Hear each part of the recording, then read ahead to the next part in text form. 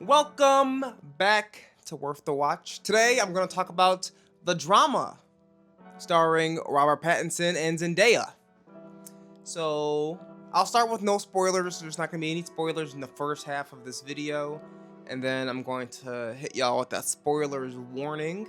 Once I do that, that means cut it off, go watch the movie, and then come back to the video and be all like, hey, oh my god, that was crazy, because that's what you should do in the comment section. Anyway, I'm gonna get into the drama, starting now.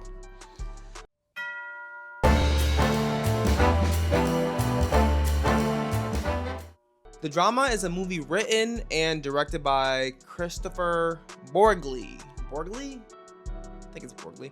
I'm not gonna talk too much on this man yet, just because my sister sent me some information about some of his nefarious activities with minors, and I gotta check out that video or article or news that she sent me before I get into that. But anyway, this movie is characterized as a American black comedy film, and so it's a drama too. I would say it's pretty dramatic, pretty humorous, meshes everything in together. Anyway, it stars Zendaya playing a character, Emma Harwood, and Robert Pattinson playing a character, Charlie Thompson. You have a supporting cast too. You might remember Alana Haim from Licorice Pizza, and hopefully I say his name right, Mamadou Athie. I was watching Archive 81 with him in it. It was pretty good. Anyway, that's the supporting cast. Alana plays Rachel, and that is Emma's maid of honor. And Mamadou plays Mike, and that's Robert Pattinson or Charlie's best man. So that's your cast. They're the main characters in this movie. The main characters. So let me go off on tell you what the movie's all about. No spoilers, obviously. So the movie starts off with Charlie going to meet Emma at a diner. He's peering at her across the room. He's like, oh, she cute. I want to go and talk to her. She's reading a book. Let me go check it out. While she went and walked away. He looked at the book. He was gonna lie to her and say he read it. But anyway, he goes up to try to talk to her. He's talking to her, but we find out that she's deaf in this ear. So she's like, hey, I didn't know you were talking to me. I'm deaf here. I had a headphone in this ear. Let's start over again. And after that, they start over and they hit it off. We fast forward to 2 years later, and it is the weekend or the week of their wedding.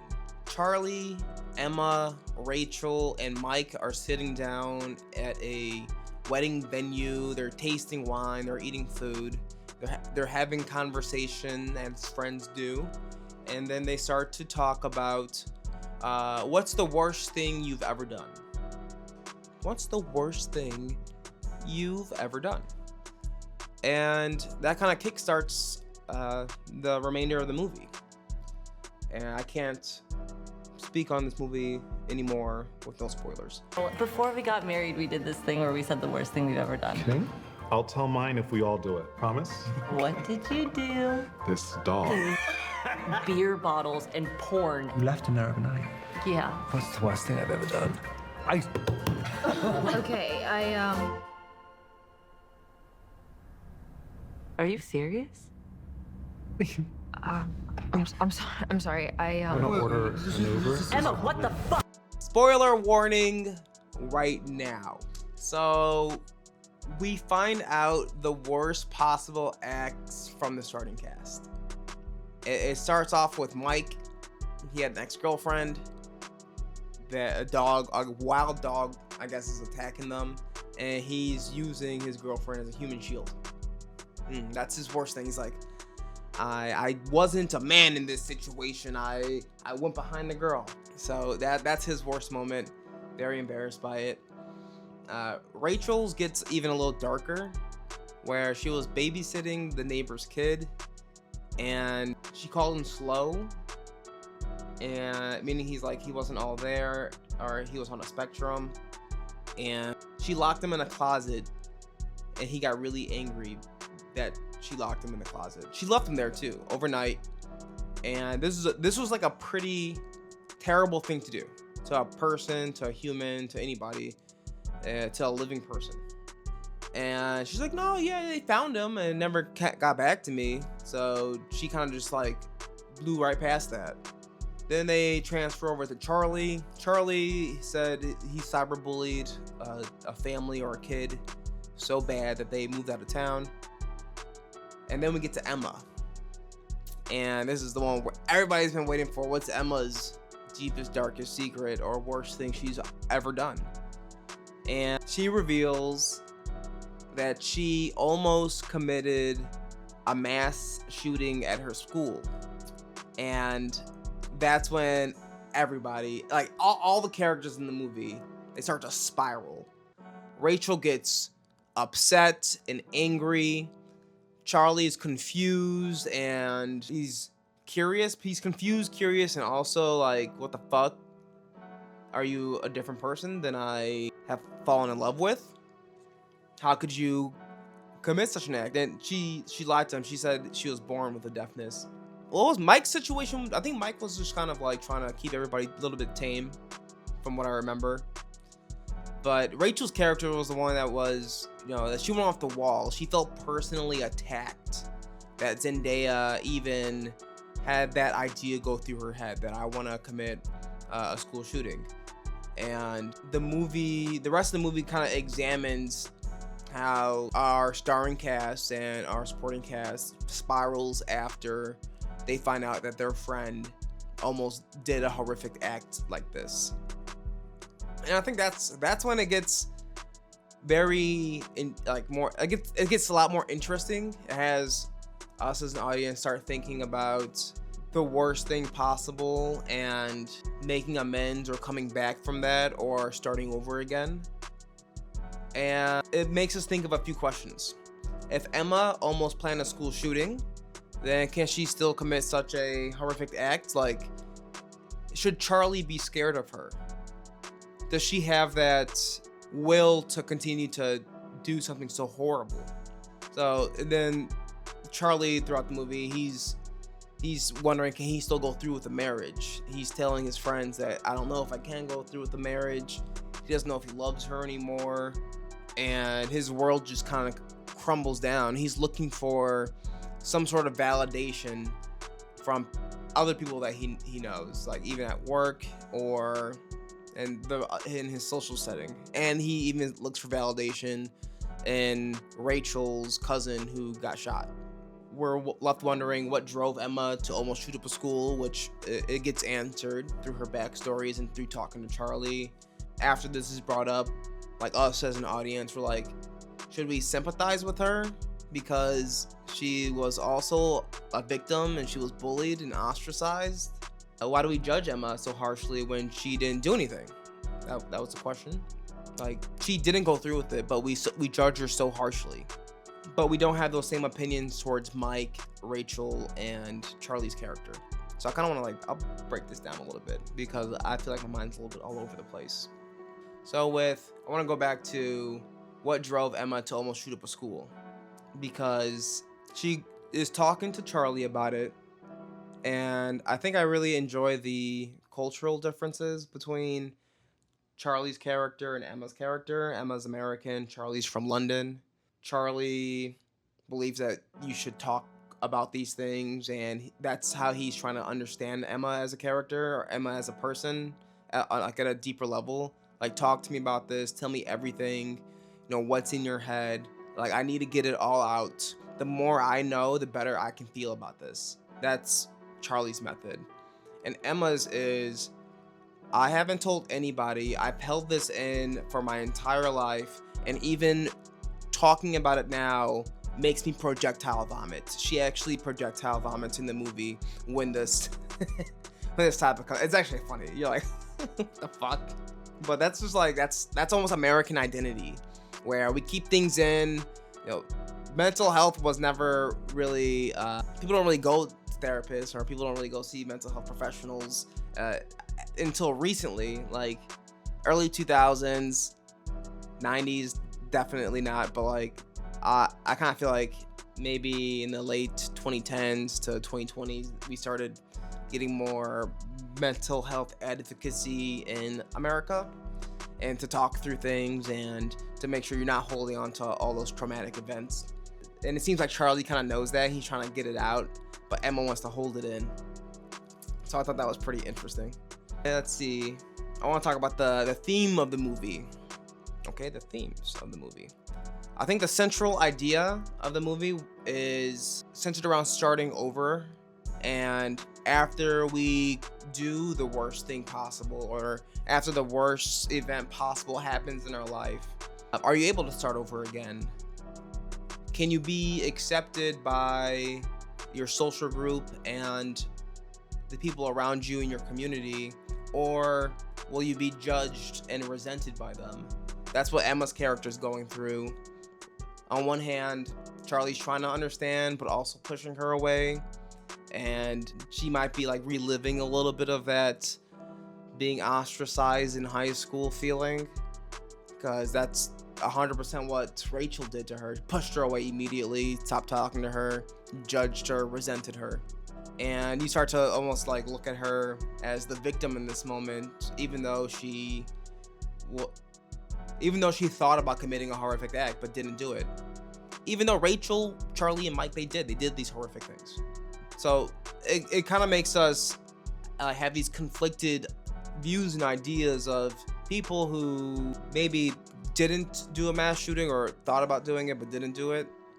You know, would you sympathize for them? Do you see them more as a victim, or do you still see them as a monster, someone who even had the idea in their head? But the movie, it cuts all this dramatic tension with some moments of comedy. So they add in a good amount of humor when they're discussing what's going on with Emma. So when Emma's opening up to Charlie, there's this scene with young Emma being comforted by Charlie's character, but full-grown Charlie character. And then they also play this rom-com-esque sound or music during that scene, and it's just like, this is hilarious. This is what Emma needed when she was younger. She needed someone to comfort her. She needed community. She needed people, and she needed the sense of belonging. So then there was also moments with Emma she's kind of doing her manifesto online, where she's recording herself and she's like, this is why I'm doing this.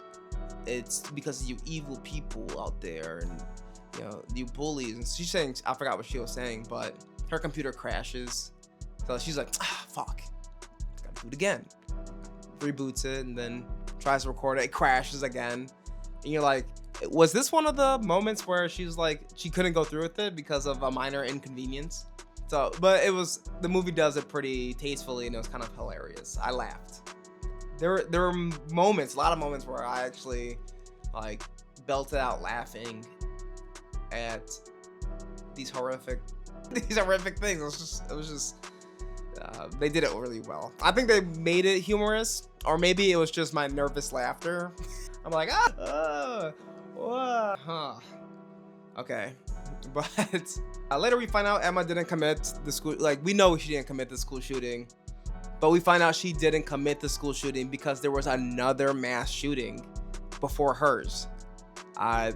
So this tragic moment that happened before hers shifted her actions, like in that moment, where she saw the people around her grieving, she saw the people around her being emotional and vulnerable. And in this moment, her school, while going through this tragic moment, was a little bit more of a community, and she felt a little bit more connectedness with the people at the school. And they show that with her and the gun activist group, the people who are against guns. And she's actually standing up for people, for gun victims, and she's a pretty strong advocate of not having any firearms. And then she even takes the rifle she was planning her school shooting with and she throws it in a lake or a pond. So that was her symbolic moment of starting over again. And this idea is just littered through the movie. Can you start over again and pick yourself back up, continue your life, and like be reborn almost? The idea of starting over is ingrained in Emma, and she was trying to get Charlie's character to understand the idea of starting over, even when they first met, and he was kind of butchering the initial conversation. She said, "Hey, let's start over again." This goes later on in the movie where Charlie finds out this information and she's like, "Hey, can we start over again?" And Charlie's rejecting it. He's saying this is stupid. I don't want to do this. But by the end of the movie, they both do start over again. They both hit rock bottom and they start over. They pick themselves up. They went to the worst moment possible. It's like, say this is starting over again right here, and this is the worst thing possible. The worst thing possible is meeting starting over again, like right in its ass, like bah! But then you have to start over again, and you're left with this. So worst thing possible, bop, start over again. That's what this movie's about. Can the worst thing possible meet you at where you are, and then do you have the will to start over again, and can you be accepted by the people around you and not judged on your past? Whoa, maybe that's why. Hold on. I didn't read about Christopher Borgley, but my sister said he had a relationship with a minor and he was 27, she was 17. Maybe this is like his idea, like, can I start over again? No, you weird pedophile. I might cut that, but that kind of just blew my mind right now. Is he also thinking this? Can pedophiles start over again? That's where I might draw the line. That's where I am going to draw the line, actually. Right there. You're a pedophile, you can't start over again. You sick fuck. Release the Epstein files. I'm done. The drama was great. I think it's worth the watch. I think if you do watch this, let me know what you think about the argument that they're trying to make with, people who don't commit these mass murders but think about it. Are they redeemable? They haven't done anything wrong, and should they be judged on their inability to commit such a horrific act, or their even thoughts of wanting to do something so horrific? Let me know in the comments below. Did you watch this movie? Did you think it was worth it? And what did you think about the journey Charlie's character went on? There was a lot that I didn't hit on, but I didn't want to make this a half-hour video. I wanted to touch on the key moments. Should I rate it? It's worth it. It's worth the watch. Check it out. And if you want to follow me on Letterboxd, you can. It's Too Much Dog 44. I gave this one 4 stars out of 5. Thanks. Bye-bye. That's some drama. It's very funny.